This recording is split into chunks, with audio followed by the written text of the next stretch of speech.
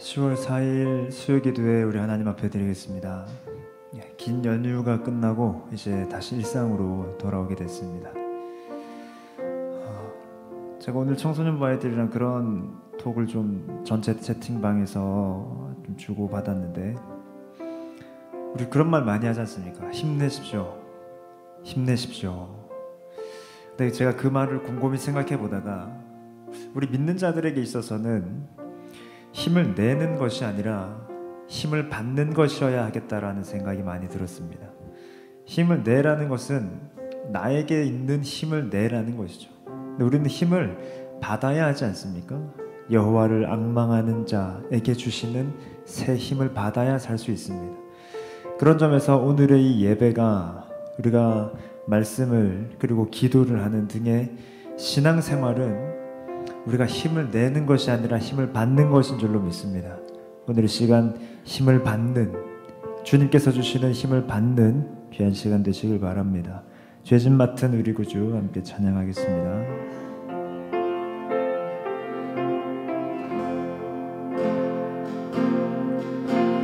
죄짐 맡은 우리 구주,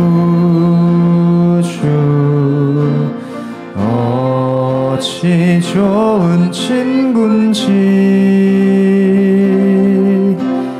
걱정 근심 무거운지 우리 주께 맡기. 한 번 더요. 죄짐 맡은 우리 구주, 죄짐 맡은 우리 구주,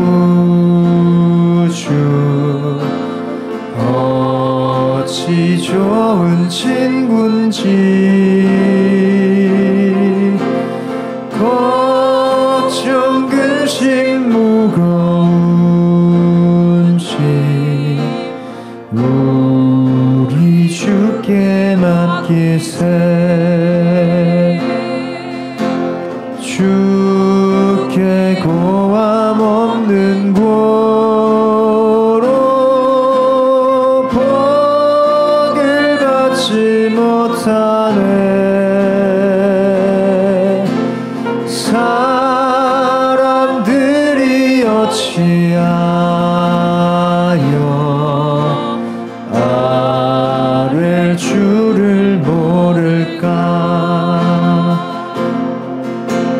시험 걱정 모든 괴로움 없는 사람 누군가.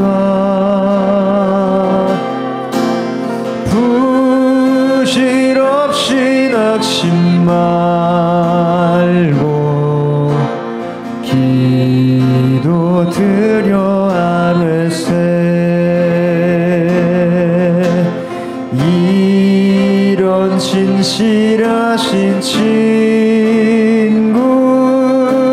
찾아볼 수 있을까.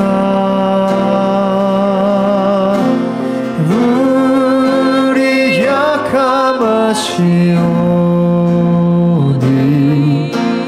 어찌 아니하릴까.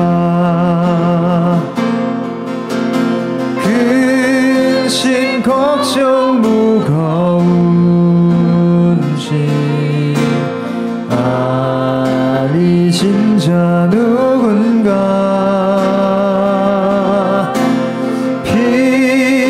피난처는 우리 예수, 주께 기도 드리세. 세상 친구 멸시하고 너를 조롱하여도 예수 품에 안기어서 참된 위로받겠네. 세상 친구, 세상 친구 멸시하고 너를 조롱하여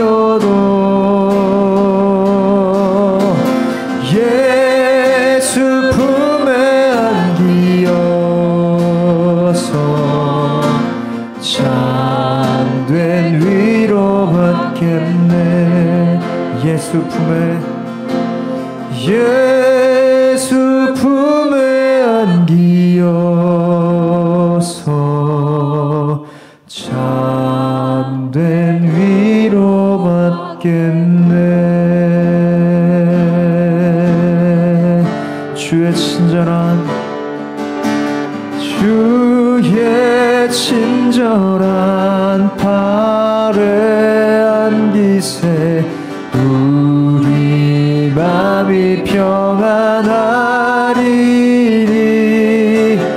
항상 기쁘고 복이 되겠네. 영원하신 팔에 한 번 더 주의 친절한 팔에 안기세 우리 맘이 평안하리니 항상 기쁘고 복이 되겠네. 영원하신 팔에 안기세 주의 팔에 크신 팔에 안기세 주의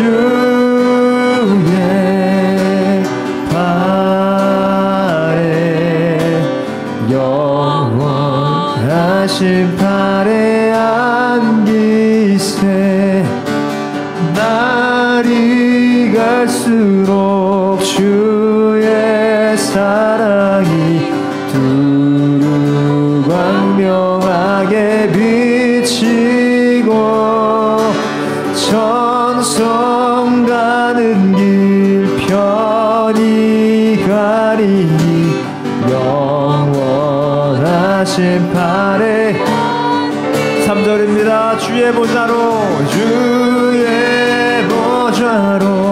나아갈 때에 기뻐 찬미 소리 외치고 겁과 두려움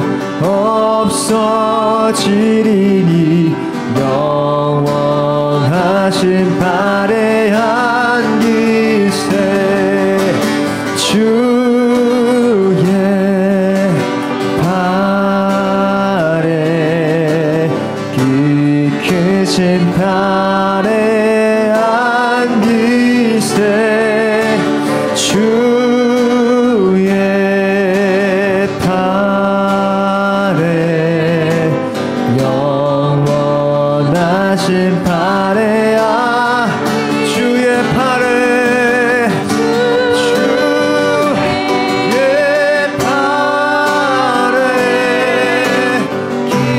크신 팔에 안기세 주의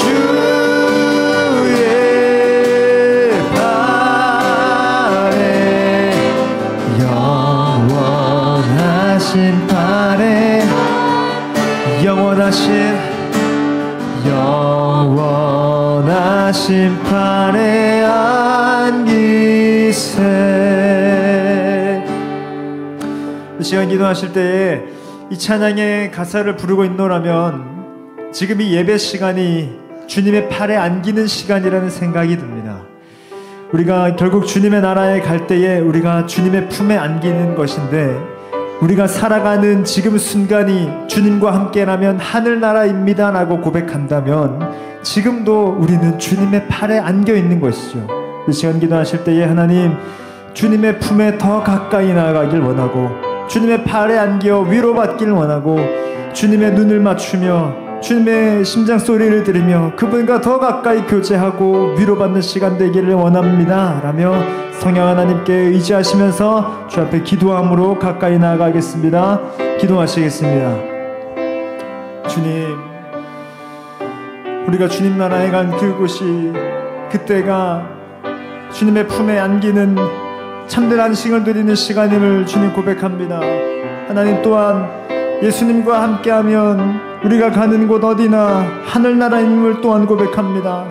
하나님, 그러고 보니 지금 우리가 사랑하는 순간이, 그리고 우리가 함께 모여 예배하는 이곳이 주님의 품이요 주의 권능의 팔 아님을 고백합니다. 주의 친절하신 주님의 팔에 우리가 더욱더 안기게 하시고 그 품에 더욱더 깊이 파고들게 하여 주셔서 주님과의 깊은 교제, 주님과의 친밀한 교제를 누리기를 원합니다.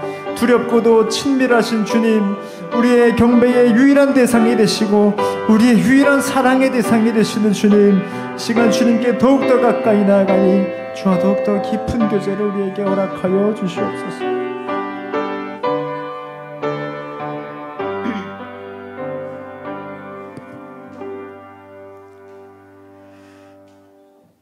하나님의 자녀, 복 있는 사람은 악인들의 꾀를 따르지 아니하게 하시고 죄인들의 길에 서지 아니하게 하시며 오만한 자들의 자리에 앉지 않게 하시고 오직 여호와의 율법을 주야로 묵상하게 하시어 시냇가에 심은 나무처럼 열매 맺게 하시고 잎사귀가 마르지 않게 하시고 모든 일을 형통하게 하시는 위대하신 하나님 아버지를 찬양합니다. 아버지 하나님, 저희들에게 주님의 권능의 손으로 붙들어 주시고 이 광야 같은 세상에서 아버지 하나님 샘물을 만나서 기뻐했지만 아버지, 그게 마라의 쓴물로서 우리가 탄식하고 있을 때에 예수 그리스도의 그 보혈의 피로 그 마라의 쓴물을 달게 하신 하나님, 저희들의 마음을 주님께서 붙들어 역사하여 주시고 아버지 하나님, 저희들이 하나님 사망의 음침한 골짜기를 다닐지라도 하나님께서 우리를 지팡이와 막대기로 인도하여 주신다는 그 사실을 믿고 하나님, 저희들이 주님 힘내시는, 우리의 힘되시고 우리의 방패 되시는 하나님을 믿고 나아갈 수 있는 저희들 되게 하여 주시옵소서. 하나님, 드림 향상 공동체와 한국교회와 더 나아가 세계교회가 복 있는 사람으로 살아 하나님께서 기뻐하시는 그 자리에 있게 하여 주시옵소서. 광야 같은 인생길에서 원치 않는 질병으로 고통당하는 환우들 지치지 않게 하시고 기와장을 뜯고 내려가려는 그 간절함을 아시는 예수님, 만져주셔서 깨끗하게 고쳐주시옵소서. 관계의 어려움으로 갇혀있는 자들 마음을 만져주시고 평강이 넘쳐 회복되게 하여 주시고 경제적 어려움 등 말할 수 없는 고통 속에서 헤매는 자들을 만져주셔서 회복시켜 주시기를 간절히 바라고 원합니다. 자녀 세대가 말씀으로 뿌리 내리고 오직 그리스도 안에서 살아갈 수 있도록 성령님 인도받게 하시고 하나님의 자녀로 세상을 넉넉히 이길 힘 주시고 아버지 하나님, 그리고 우리 실버 어르신들 영육을 지켜주셔서 감사와 찬양이 넘치며 하나님께서 손잡아 주심을 알고 외롭지 않도록 인도하여 주시기를 간절히 원합니다.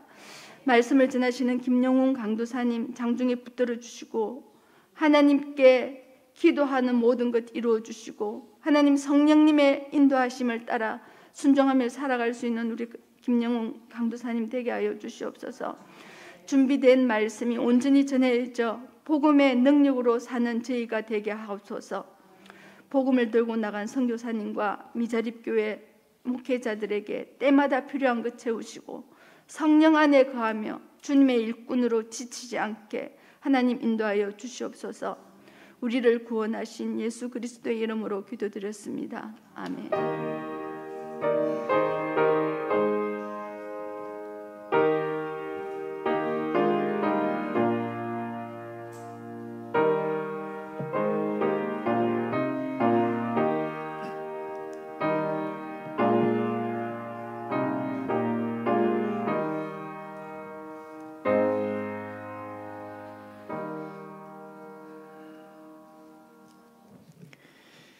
하나님 말씀은 빌레몬서입니다.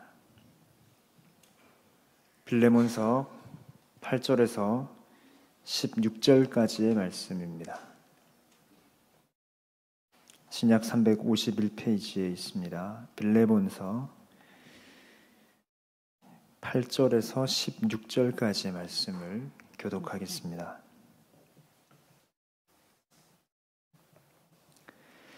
이러므로 내가 그리스도 안에서 아주 담대하게 내게 마땅한 일로 명할 수도 있으나 도리어 사랑으로서 간구하느라 나이가 많은 나 바울은 지금 또 예수 그리스도를 위하여 갇힌 중에서 낳은 아들 오네시모를 위하여 내게 간구하노라.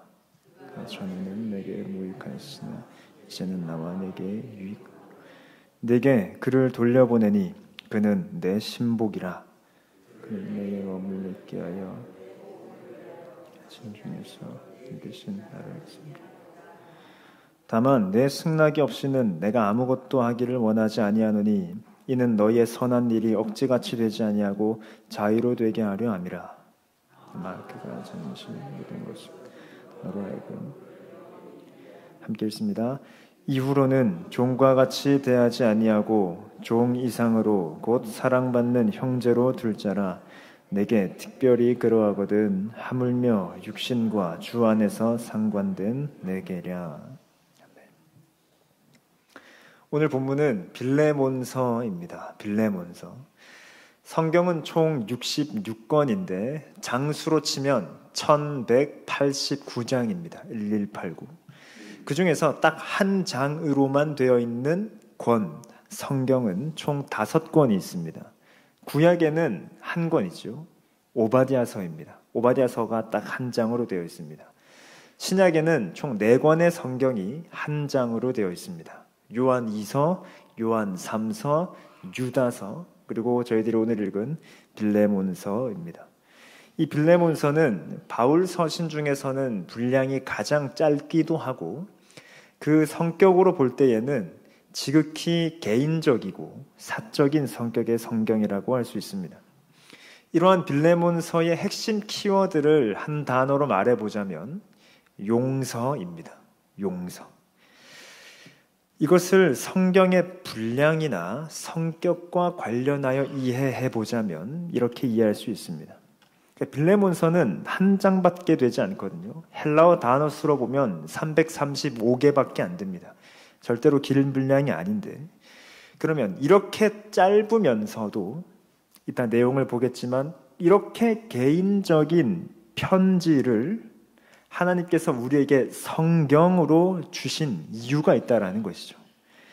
그 말인즉슨 이렇게 짧고 개인적인 편지를 하나님이 성경으로 주신 데에는 그만큼 이 빌레몬서가 가진 핵심 키워드인 용서가 우리 기독교 진리에서 갖는 가치가 매우 크다는 것입니다.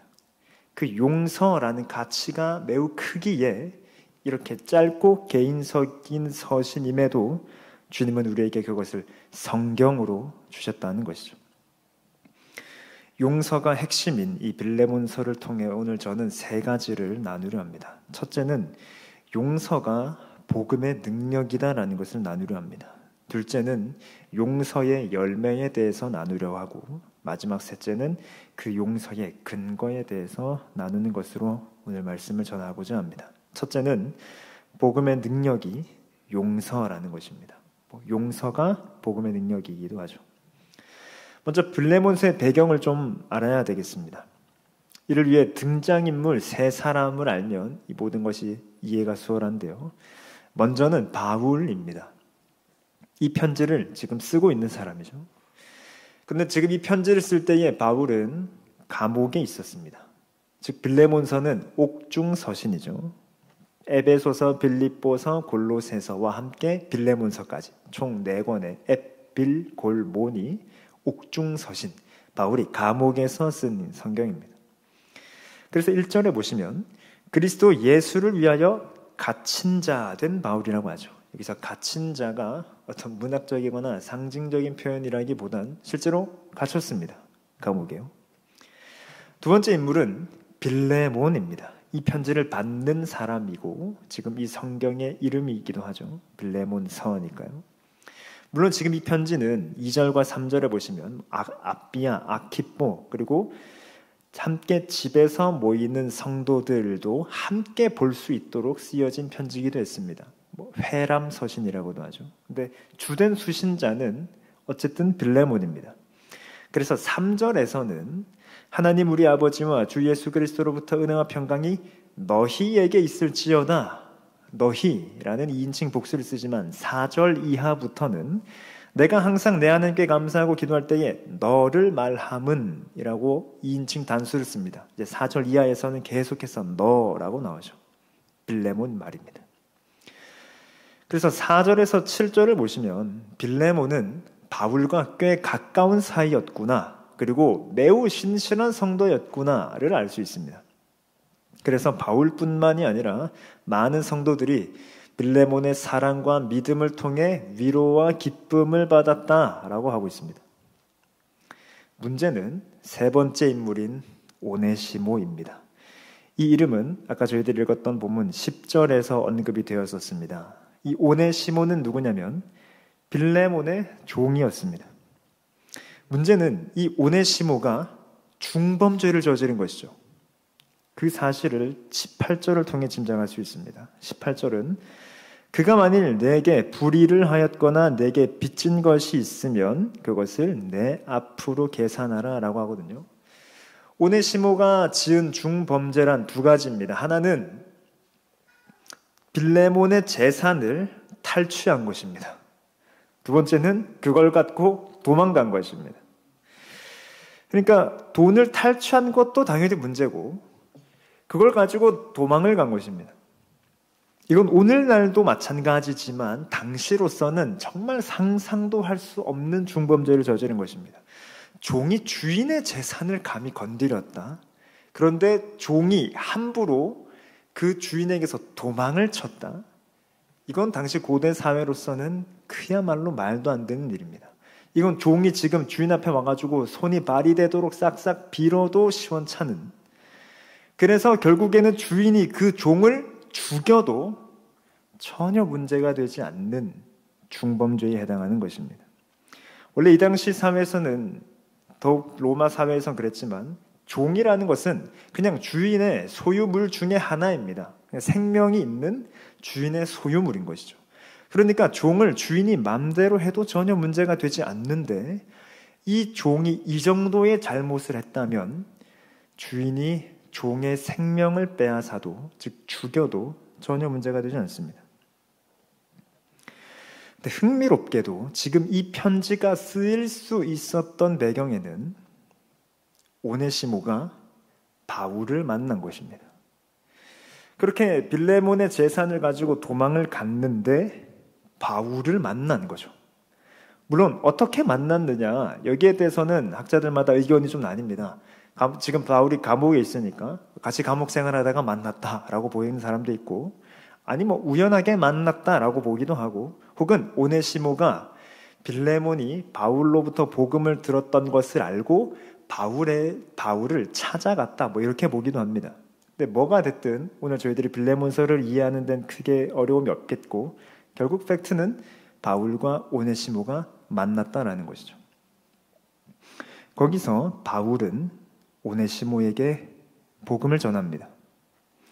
그래서 바울은 오네시모를 10절과 같이 표현합니다. 10절에 보니 갇힌 중에서 낳은 아들 오네시모를 위하여 내게 간구하노라. 갇힌 중에서 낳은 아들이라고 합니다. 바울은 바울 서신에 보면 종종 자신이 복음을 전하고 그래서 가르쳐 제자 삼는 것을 해산, 여인의 해산에 종종 비유하곤 했었습니다. 그래서 오네시모를 지금 내가 갇힌 중에 낳았다라는 것은 지금 감옥에 있는 신분이지만 그럼에도 오네시모에게 내가 복음을 전하고 그를 그리스도의 제자로 만들었다라는 것을 뜻합니다. 즉 오네시모가 회개하고 복음을 믿은 것이죠. 그리스도인이 된 것입니다. 그래서 결론적으로 지금 바울은 빌레몬에게 왜 편지를 쓰고 있습니까? 내가 오네시모를 돌려보낼 테니 너는 그를 용서해 주어라, 용납해 주어라 라는 편지를 쓰고 있는 것입니다. 짧고 지극히 개인적이죠. 이것이 빌레몬서의 내용이자 핵심입니다. 그렇다면 이제 이 빌레몬서가 성경으로서 우리에게 무슨 메시지를 주고 있습니까? 빙빙 돌려 말하지 않고 바로 결론을 말하겠습니다. 용서하라는 것입니다. 너희도 용서하라 라는 것이죠. 왜요? 가장 단순한 이유는 너희도 용서받지 않았느냐라는 것입니다. 너희도 용서를 받은 자이니 너희도 용서하라라는 것입니다. 우리는 예수님으로부터 용서받았죠. 그래서 루터는 이런 표현을 씁니다. 우리는 모두 주님의 오네시모다. 우리는 모두 주님의 오네시모다. 오늘 본문의 이 빌레몬서는 중재의 편지라고 할 수 있습니다. 중재의 편지. 즉 주인인 빌레몬과 범죄자이자 종인 오네시모 사이를 지금 바울이 중재하고 있죠. 마찬가지로 하나님과 범죄자인 우리 사이를 그리스도 예수님께서 중재하시는 것입니다. 예수님은 우리의 중재자, 중보자이시죠. 그래서 하나님과 우리 사이가 화목하게 되었습니다. 이렇게 은혜와 자비를 베푸신 예수님께서는 언제나 너희도 은혜와 자비를 베풀라라고 말씀하십니다. 십자가에 달리시기 전날 밤 예수님께서는 제자들의 발을 씻기셨습니다. 이때 예수님께서는 내가 너네 발 씻겼으니 너네도 내 발 씻겨라 라고 하지 않으시죠. 내가 주와 선생이 되어 너희의 발을 씻긴 것과 같이 너희도 서로 발을 씻겨 주어라 라고 하시는 것입니다. 즉 우리를 용서하신 예수님께서는 너희도 용서하라 라고 말씀하시는 것입니다. 그래서 예수님께서는 주기도문을 가르쳐 주실 때에 이러한 간구의 제목도 넣으셨죠. 우리가 우리에게 죄 지은 자를 사하여 준 것 같이 우리 죄를 사하여 주시옵고. 그리고 마태복음 6장에 이렇게 주기도문이 나오는데요. 주기도문이 딱 끝나자마자 예수님께서 하시는 말씀은 마태복음 6장 14, 15절입니다. 제가 있습니다. 너희가 사람의 잘못을 용서하면 너희 하늘아버지께서도 너희 잘못을 용서하시려니와 너희가 사람의 잘못을 용서하지 아니하면 너희 아버지께서도 너희 잘못을 용서하지 아니하시리라 라고 합니다. 이것이 주기도문이 딱 끝나자마자 바로 등장하는 구절입니다. 그런 점에서 이 기도라는 것이 용서와 관련이 있다는 것을 알 수 있는데요. 지금 그것을 다 다룰 수는 없고 주기도문의 간구도 그렇지만 지금 저희들이 보고 있는 말씀은 조건문이 아닙니다. 그러니까 예수님께서 우리가 용서하면 하나님이 우리를 용서하십니다가 아닌 것이죠. 우리가 용서하면 하나님이 용서하신다. 우리가 용서 안 하면 하나님도 용서하지 않는다라는 조건문이 아닙니다. 이건 강조문구입니다. 즉 하나님이 우리를 용서하신 것과 우리가 다른 사람을 용서하는 것은 뗄래야 뗄 수 없다라는 표현입니다. 그러니까 용서받은 그리스도인인데 용서하지 않는 그리스도인은 없다라는 거예요. 용서받은 그리스도인이면 반드시 용서하는 그리스도인이 되어야 한다라는 것입니다. 이건 뗄래야 뗄 수 없다라는 거예요. 그래서 우리는 매번 주기도문을 할 때 우리가 우리의 죄를 우리에게 잘못한 사람의 죄를 용서해 준 것 같이 우리 죄를 사하여 주십시오라고 기도하는 것입니다. 하나님 내가 그 사람 잘못 용서했으니 내 죄 용서해 주십시오. 이렇게 딜하는 게 아니라 그리스도인이라면 응당 용서받았으니 용서하는 자라는 것입니다. 즉 복음의 능력은 용서에 있습니다. 복음의 능력은 용서에 있습니다. 복음은 우리로 하여금 용서하게 합니다. 우리는 복음을 믿어 그리스도인이 됐죠. 그럴 때에 우리 삶에서 드러나는 가장 급진적인 변화는 용서입니다. 회개하고 복음을 믿은 후 우리는 하나님을 사랑하고 이웃을 사랑하고자 하죠. 하나님을 사랑하는 여러 방법이 있습니다. 예배합니다. 주의를 지킵니다. 말씀을 묵상합니다. 깊이 기도합니다. 마찬가지로 이웃을 사랑하는 여러 가지 방법이 있는데 그 중에서 가장 핵심적인 것이 용서라는 것입니다. 우리가 예수님을 믿었다, 그래서 내 삶이 변했다라는 증거가 용서라는 것입니다. 이전 같았으면 화를 낼 일인데 참아보려 노력합니다. 이전 같았으면 바로 비난의 손가락을 뻗었을 것인데 그 손가락을 거두고자 노력합니다. 이전 같았으면 저 사람이 도무지 이해되지 않아 가서 바로 한 소리를 해야 하는데 그걸 참습니다. 용서죠. 즉 복음은 우리를 용서하는 사람이 되게 합니다. 왜냐하면 내가 용서받았다라는 것을 깊이 깨닫기 때문이죠. 이것이 복음의 능력입니다. 그럼 두 번째, 이 용서는 우리 삶에서 어떤 결과를 가져올까요? 즉 어떤 열매를 맺게 하겠습니까? 그것은 용납과 환대라고 할 수 있겠습니다. 이 용서에서 조금 더 나아갑니다. 용납하고 환대하는 것입니다. 좀 더 풀어서 표현하자면 용납, 있는 그대로 봐줍니다. 환대, 내 곁에 두는 것입니다. 이것이 용납이고 환대입니다. 저는 빌레몬서의 핵심을 15절과 16절이라고 봅니다. 15, 16절을 보시면 아마 그가 잠시 떠나게 된 것은 너로 하여금 그를 영원히 두게 함이리니 이후로는 종과 같이 대하지 아니하고 종 이상으로 곧 사랑받는 형제로 둘 자라 라고 합니다. 자, 오네시모는 빌레몬을 떠났습니다. 그런데 바울은 이렇게 권면하는 것이죠. 그가 너를 떠난 건 잠시 떠난 건데 그건 앞으로 네가 그를 영원히 두게 합니다 라는 것입니다. 잠시와 영원히 떠난 것과 두는 것을 지금 대조하고 있습니다. 그런데 어떻게 영원을 논할 수 있습니까? 오래도록이 아니라 어떻게 영원히 두겠습니까? 그 말은 영원한 하나님 나라, 영원한 나라에 두는 능력을 뜻하는 것입니다. 앞서 살핀 대로 복음의 능력이죠. 그러니까 그를 그냥 좀 봐줘라 라는 식이 아니라 복음의 능력으로 용서하여라 라는 것입니다. 그래야만 영원히 둘 수 있죠. 복음의 능력으로 그를 용서하라 라고 권면하는 것입니다. 그래서 16절 종과 같이 대하지 아니하고 종 이상으로 곧 사랑받는 형제로 둘 자라 라고 하는 것입니다. 종이 아니라 사랑받는 형제, 그리스도 안에서 형제입니다. 형제.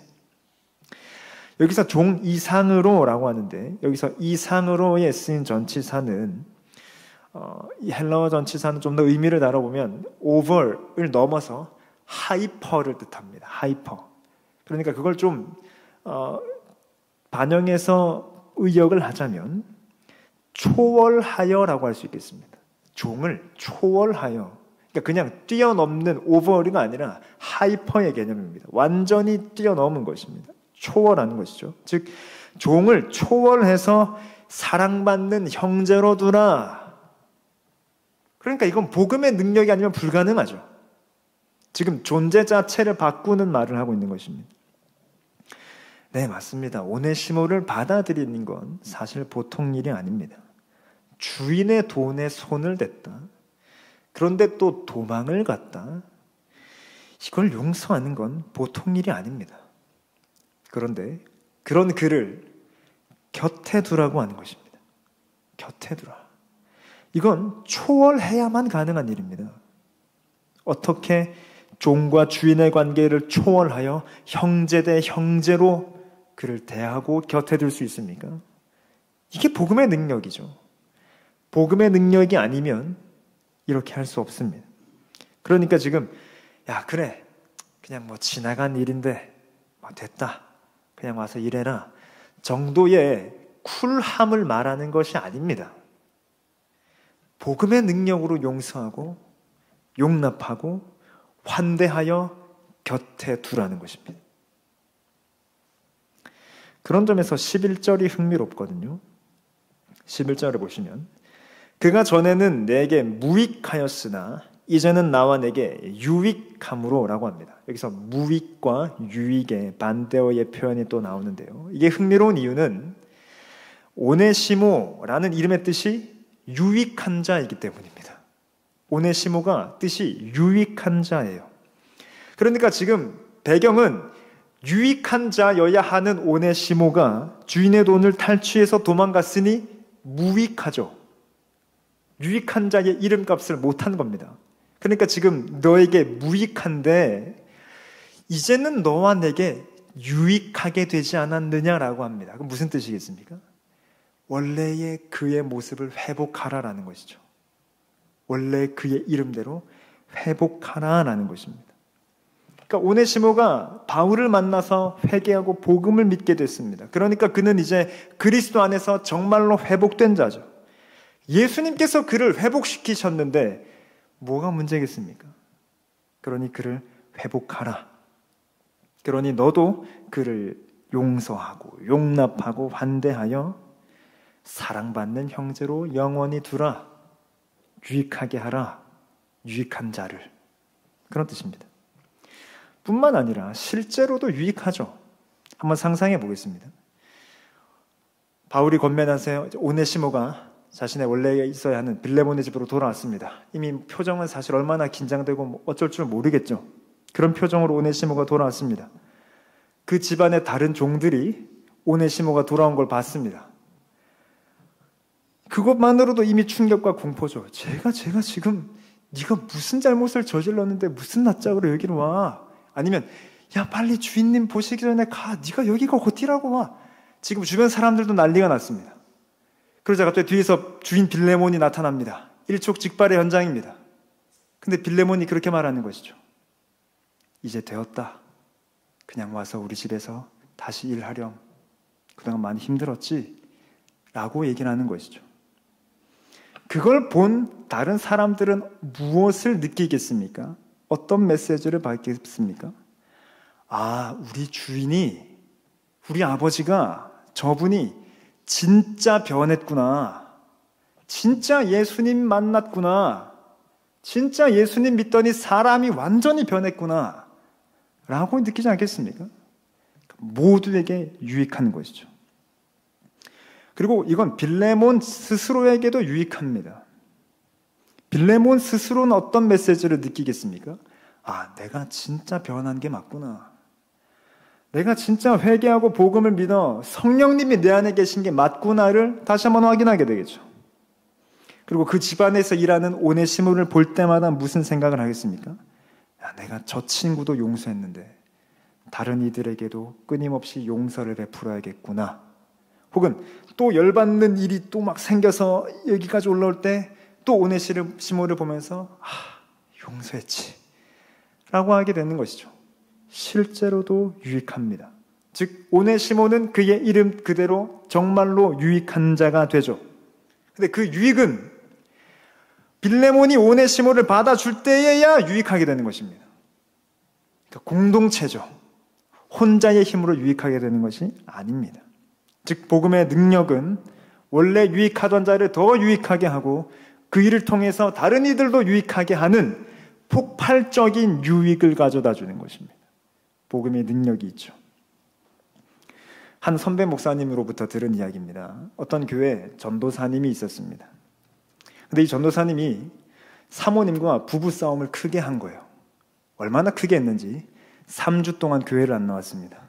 그냥 아무 말도 안 하고 3주 동안 교회를 안 나왔습니다.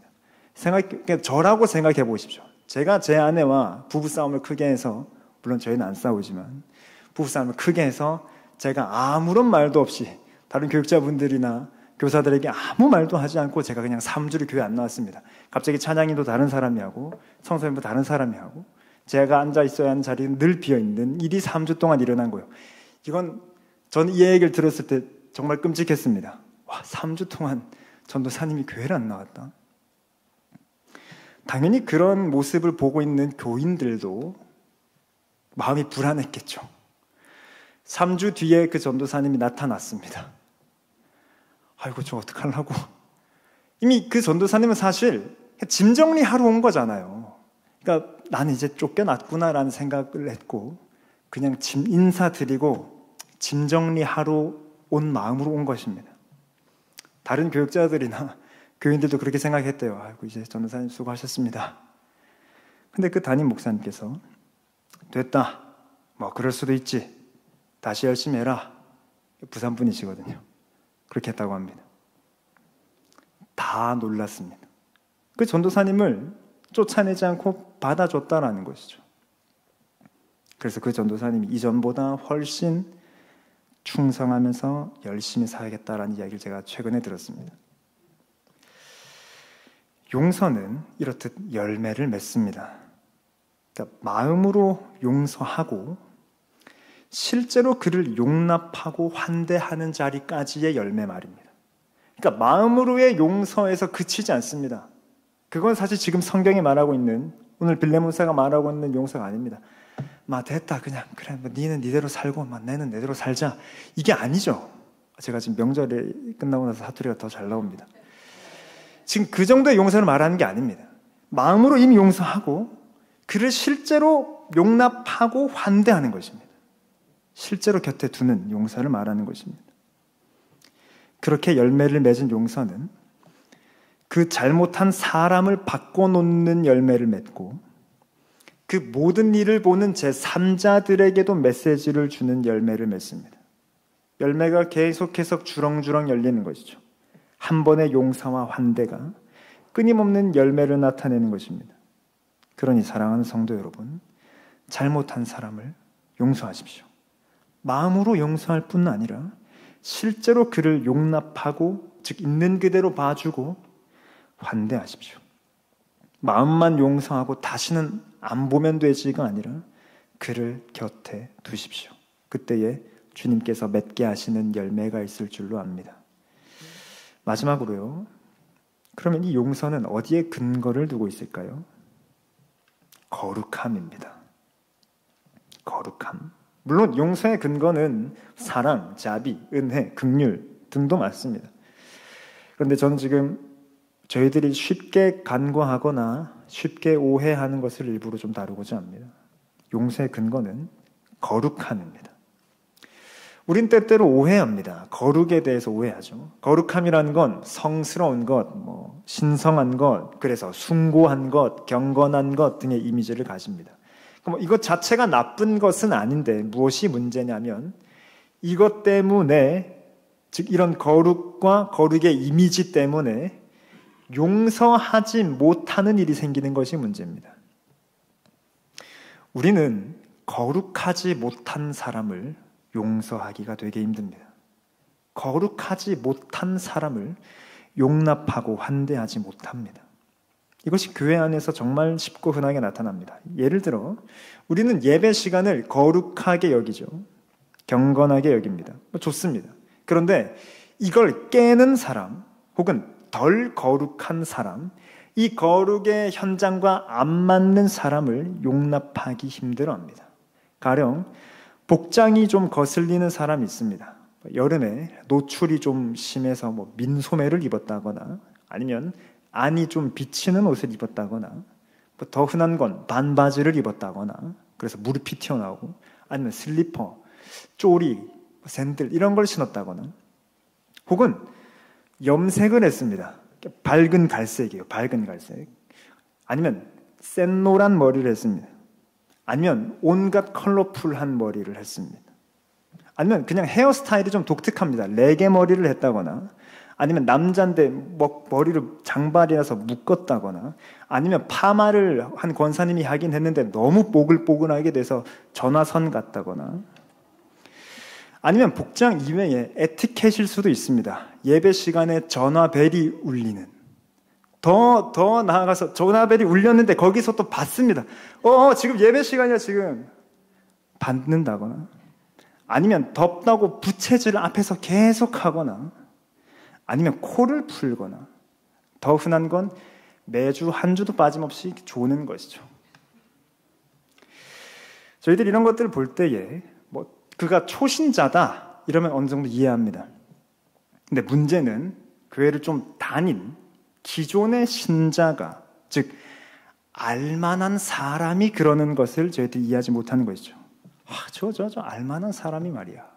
아니면 집사가 돼서, 권사가 돼서, 장로가 돼서 이런 식의 직분을 들먹이기도 합니다. 교회 안에 정말 흔히 나타나는 것이죠. 우리는 왜 그것이 거슬린다라고 생각하냐면 거룩과 경건을 깬다고 생각하기 때문입니다. 즉 거룩하지 못하기 때문에 라고 생각하죠. 근데 우리는 놓치지 않아야 하는 것이 있습니다. 교회의 거룩이란 무엇입니까? 무엇이 교회의 거룩입니까? 제가 결론만 말씀드리면 용서가 거룩입니다. 교회의 거룩함은 언제 가장 찬란하게 빛이 납니까? 용서할 때 교회의 거룩함이 빛나는 것입니다. 즉 교회의 거룩함은 용서에 있습니다. 용서가 교회의 거룩함입니다. 왜 그렇습니까? 교회가 거룩하다라는 건 도덕적으로 완전하다라는 것을 뜻하지 않습니다. 여러분, 이 땅의 교회에 오고 가는 수많은 세대와 시대와 장소에 있었던 교회 중에 거룩한 교회가 있었을까요? 거룩한 교회? 우리가 생각하는 그 거룩한 교회가 있었을까요? 없습니다. 그런데 교회는 거룩합니다. 사도신경에 저희들은 매번 고백하죠. 나는 성령을 믿으며 거룩한 공교회와 교회는 거룩합니다. 근데 이때 거룩은 당연히 하나님의 속성입니다. 그러면 하나님의 거룩이란 무엇입니까? 죄인을 용서하시는 것이 하나님의 거룩입니다. 거룩은 하나님의 명예, 즉 저희들이 더 쉬운 영어로 하나님의 영광과 직결이 되는데요. 말씀 한 구절만 찾아보겠습니다. 에스겔 36장입니다. 에스겔 36장입니다. 그리고 22절과 23절입니다. 에스겔 36장 22절과 23절입니다.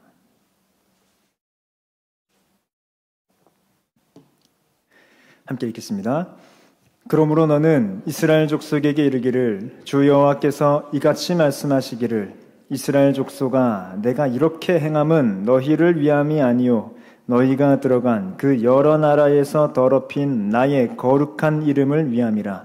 여러 나라 가운데에서 더럽혀진 이름 곧 너희가 그들 가운데서 더럽힌 나의 이름을 내가 거룩하게 할지라. 내가 그들의 눈앞에서 너희로 말미암아 나의 거룩함을 나타내리니 내가 여호와인 줄을 여러 나라 사람이 알리라. 주 여호와의 말씀이니라. 즉 지금 이 본문에서 이 시대뿐 아니라 오고 가는 모든 시대 동안에 우리의 교회의 역할은 늘 주님의 이름을 더럽히는 데 있습니다. 오늘날 시대 제가 더 예를 들지 않아도 너무 뻔하죠. 그러면 오고 가는 모든 시대 가운데 교회에게 베푸시는 하나님의 은혜는 나의 거룩한 이름을 아끼는 것에 있습니다. 그래서 25절을 행하시죠. 맑은 물을 너희에게 뿌려서 너희로 정결하게 하되. 즉 주께서 거룩하시다라고 하는 것의 핵심은 끊임없이 우리를 용서하시는 것에 있습니다. 그것이 주님의 거룩입니다. 내 거룩한 이름을 위해 너희를 정결하게 하는 그것이 주님의 거룩입니다. 이런 점에서 교회의 거룩은 뭐냐? 거룩한 교회란 뭐냐? 주님의 거룩을 본받는 것. 그래서 우리도 끊임없이 형제와 자매를 용서하는 것에 있습니다. 그래서 우리가 주기도문 두 번째 간구 이름이 거룩히 여김을 받으시오면은 우리의 이름이 아니죠. 하나님의 이름입니다. 즉 어떻게 교회에 하나님의 이름이 거룩하게 되는 일이 일어납니까? 하나님께서 우리를 깨끗하게 하시고 용서하셨듯 우리도 형제자매를 용서하는 것으로 교회의 거룩이 나타나는 것입니다. 그런 불경건한 일이 없는 게 교회의 거룩이 아니라 늘 있는데 늘 용서하는 그것. 여러분 교회는 병원이지 않습니까? 더러운 자, 아픈 자, 상처받은 자, 못난 자, 불편함을 주는 자 늘 있는 곳이 교회입니다. 그러면 그런 자가 늘 있으면 교회의 거룩은 그런 자들을 늘 용서하고 늘 용납하고 늘 환대하는 데에 교회의 거룩이 있는 것입니다. 근데 우리가 교회의 거룩을 오해하니 저 사람 때문에 우리 교회가 거룩하고 경건하지 못하다. 저 사람 때문에 이 예배 시간이 덜 거룩해진다. 라고 여기는 것입니다. 아닙니다. 우리는 끊임없이 그를 사랑받는 형제로 두어야 합니다. 말씀을 맺겠습니다. 사실 오늘 이야기는 참 어렵습니다. 현실적으로 쉽지 않습니다. 생각만 해도 분노가 치밀어 오르는 그 사람을 용서한다? 마음으로 용서하기도 쉽지 않은데 내 옆에 둔다? 정말 쉽지 않습니다. 당장 우리가 용서하고 환대하면 좋겠지만 그렇지 못하는 현실을 주님도 아십니다. 그럼 주님께서 원하시는 것은 이것을 기도 제목으로 삼는 것입니다. 주기도문은 이렇게 시작하죠. 하늘에 계신 우리 아버지요. 이미 우린 여기서 걸립니다. 왜요? 난 저 사람과 우리라는 울타리에 엮이기 싫거든요. 그냥 저 사람과 내가 우리인 것도 싫습니다. 근데 주기도문은 나의 기도가 아니라 우리의 기도죠. 그러니 우리가 주기도문을 한다는 것은 무엇입니까? 끊임없이 그냥 너로 두고 싶은 그 살을 우리로 두는 것입니다. 그래서 그 주기도문의 끝에 제가 아까 보여드렸던 구절, 사람의 잘못을 용서하는 것이 그 기도의 그 기저에 있는 것입니다. 그러니 제가 아까 용서, 용납과 환대라는 서클에서 그 용서보다 더 앞에 있는 것은 무엇이겠습니까? 기도입니다. 기도에서 그 기도의 열매가 용서로 나타나고 용서의 열매가 용납과 환대로 나타나는 것입니다. 반대로 용서, 용납과 환대를 하기 위해 마음으로 용서해야 하고 그러기 위해 우리는 기도하는 것이 필요하죠. 이 모든 것이 안 되면 우리가 해야 하는 것은 기도하는 것입니다. 하늘에 계신 우리 아버지요, 우리가 용서해서 주님의 이름이 거룩하게 되기를 원합니다. 우리가 우리에게 잘못한 사람을 용서하여 준 것 같이 우리 죄를 용서해 주십시오. 우리를 악에서 구하십시오. 우리 시험에 들게 하지 마십시오. 왜냐하면 나라와 권세와 영광이 아버지의 것이기 때문입니다. 라고 기도하는 것이죠. 이 기도가 열매 맺어 용서하고 이 용서가 열매 맺어 용납하고 환대하는 저와 여러분의 삶 되시길 바랍니다. 우리 찬송가 463장 신자 되기 원합니다. 함께 찬양하겠습니다.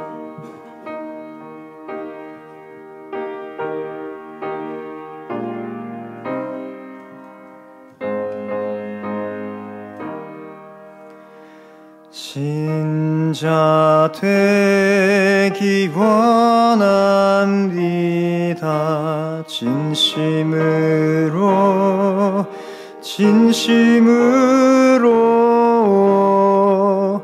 신자 되기 원합니다. 진심으로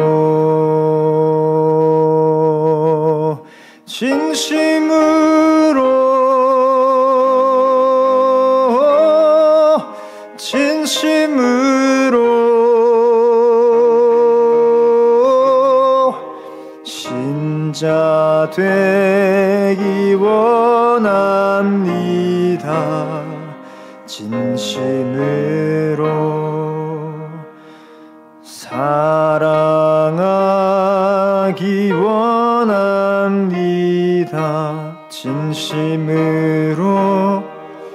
진심으로 사랑하기 원합니다. 진심으로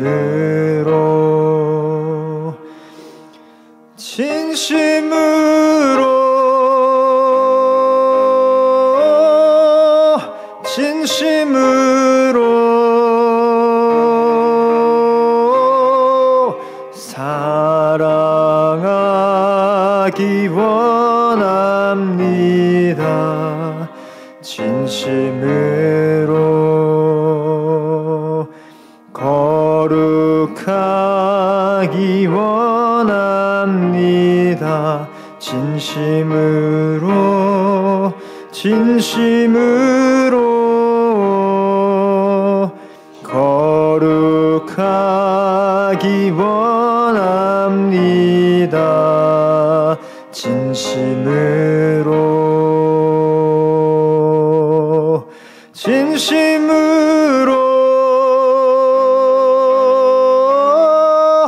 진심으로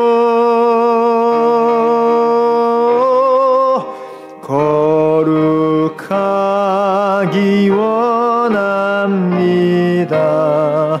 진심으로 예수 닮기 원합니다.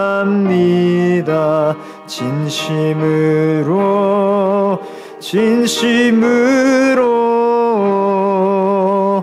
예수 닮기 원합니다. 진심으로 진심으로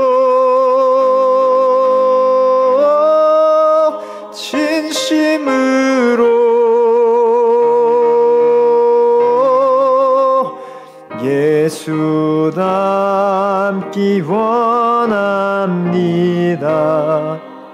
진심으로.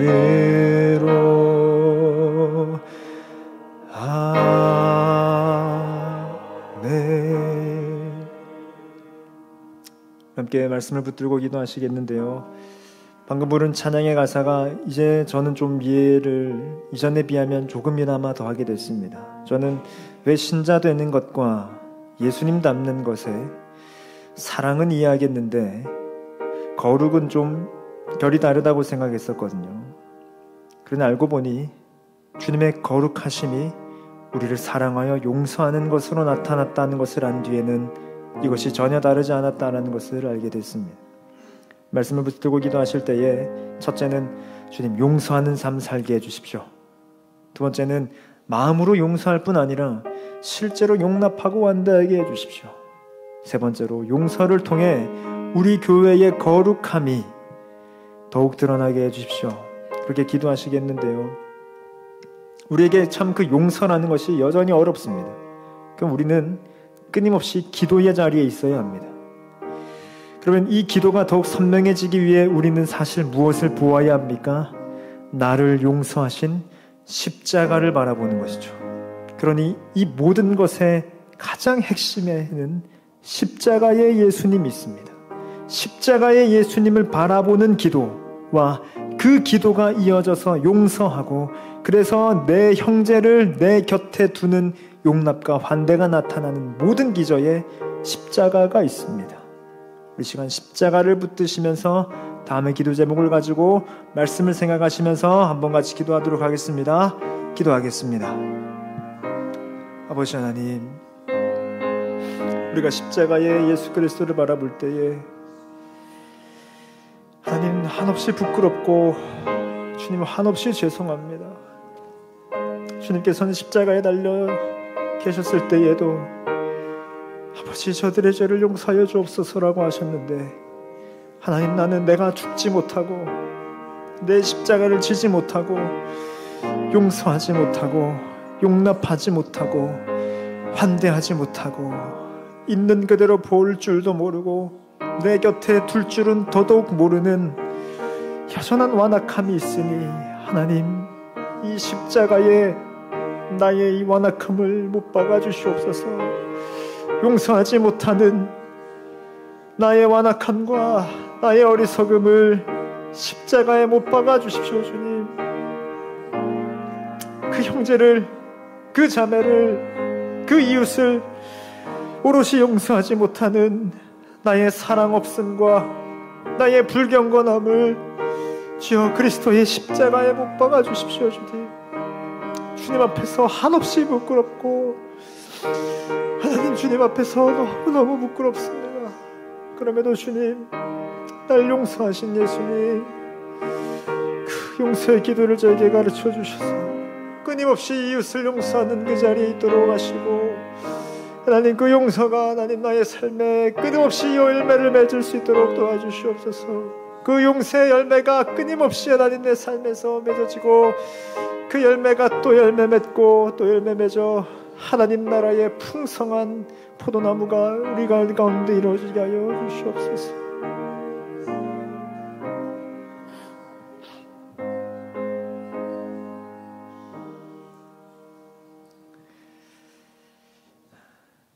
주님, 우리의 포도나무 되시는 주님, 열매를 보아 그 나무를 안다 하셨는데 우리가 주님께 붙어 있음에도 포도나무요 용서하시는 주님께 붙어 있음에도 용서의 열매를 맺지 못하는 하나님 우리 모습이 얼마나 부끄러운지 모릅니다.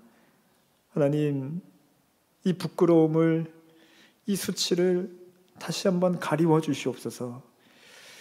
그리하여 십자가 위에서도 아버지 저들의 죄를 용서하여 주십시오라고 간구하셨던 그 예수님을 우리가 좀 더 본받을 수 있도록 인도하여 주시옵소서.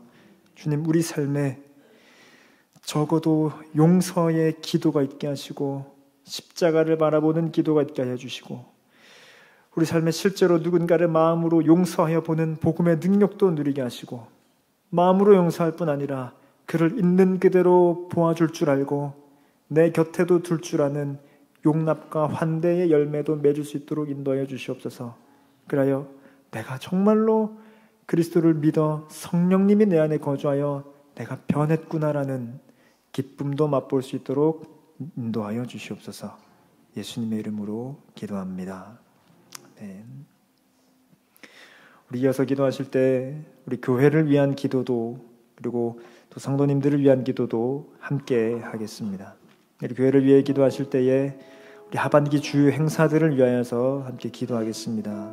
지난주 주보에도 목사님의 칼럼에서 나왔듯 목자 연합수련회가 다가오는 주에 있고 또 다음 주에는 우리 교회에서 정기노회도 갖게 되고 또 10월 말에 가을 부흥회도 하게 되고 그 부흥회 그 다음 주에 추수감사주일도 하게 됩니다. 교회를 세워가고 교회를 견고하게 하는 여러 가지 주요 행사들이 있는데 그 모든 일들을 위하여서 여러분 기도해 주시기 바랍니다. 두 번째로는 얼마 전 새롭게 선출된 직분자분들을 위하여서 함께 기도하시겠습니다. 그분들이 에베소서에서는 하나님께서 직분을 주신 이유가 교회를 세우게 하심이라고 하였습니다. 주님, 그분들을 통해 드림양산교회가 평안하여 든든히 서가게 해주십시오. 그렇게 기도해 주시고, 세 번째로는 그러면서 우리 기존에 섬기셨던 직분자들을 위한 기도도 잊지 않았으면 좋겠습니다. 교회를 교회되게 하기 위해 오래전부터 수고해 오신 우리 직분자분들 계십니다. 그들을 위해서 기도해 주시고 또 어떤 집사, 권사, 장로의 직분자이기도 하지만 여러 가지 역할을 맡으신 분들도 있습니다. 교사기도 하고 방송팀이기도 하고 예배 안내기도 하고 주차 안내기도 하고 주방 봉사이기도 하는 여러 가지 역할을 맡으신 분들도 있습니다. 그들을 위해서도 기도해 주십시오. 하나님 그들을 위로해 주시고 그들을 평안케 하여 주시고 필요한 모든 것을 채워주십시오. 그들을 위해서도 좀 기도하겠습니다. 이렇게 교회를 위해서 기도하시고요. 이어서는 우리 성도님들 위한 환우들을 위한 기도도 함께 하겠습니다. 우리 먼저 임승태 집사님, 저희들이 계속해서 기도하고 있는데 더욱더 기도의 능력이 필요합니다. 오늘 찍는 MRI 결과에 따라서 목요일, 금요일 이틀 동안 감마나이프 수술을 할지를 결정한다고 합니다. 지금 사실 이렇게 오늘의 기도 제목이 올라왔지만 지금 계속해서 이런 여정 중에 계십니다. 하나님께서 그 여정의 한 걸음 한 걸음마다 최선의 길로 인도해 주십시오. 합력하여 선을 이루어 주십시오. 우리 집사님 위하여서 또 집사님의 가정을 위하여서도 같이 기도해 주시고요. 권명신 성도님 고관절, 인공관절이 잘 되도록, 광숙자 권사님 폐암 중에 부작용 없이 회복되고 코로나 후유증이 없도록 위해서 기도해 주시고, 공동파 권사님의 허리와 다리 통증을 다스려 주시길 위하여 기도해 주시고, 저희들 매번 기도하는 우리 서성식 집사님과 또 공황장애 등으로 겪고 있는 여러 주변의 환우들이 있을 것입니다. 여러분들 교회를 위하여서 생각하고 기도하실 때에 그것이 곧 성도들을 위한 기도이죠. 환우들을 위해 또 육신의 아픈 자들뿐만 아니라 영적으로 아픈 이들을 위하여서도 우리 같이 좀 풍성하게 기도하시고 자유롭게 돌아가시기를 바랍니다. 함께 교회를 위하여서, 성도님들을 위하여서 같이 기도하겠습니다. 기도하겠습니다. 아버지 하나님, 우리의 기도를 들어주시기를 원합니다. 하나님, 저희 교회를 위하여서 또 성도님들을 위하여서 기도합니다. 하나님, 기도가 필요한 이들이 너무너무 많습니다. 하나님, 기도가 필요한 이들이 많습니다. 하나님, 여러 가지 일을 하는 행사에도 기도가 필요하고, 하나님, 사람에게도 기도가 필요하고, 각가지 예배에도 기도가 필요합니다. 기도를 들으시기 때문에 주여 우리가 기도합니다. 기도를 들으시고 응답하기 때문에 저희들이 기도합니다. 이 모든 기도를 들으시고 응답하시고 그렇게 기도의 응답을 보는 우리에게 참된 기쁨과 평안도 허락하여 주시옵소서.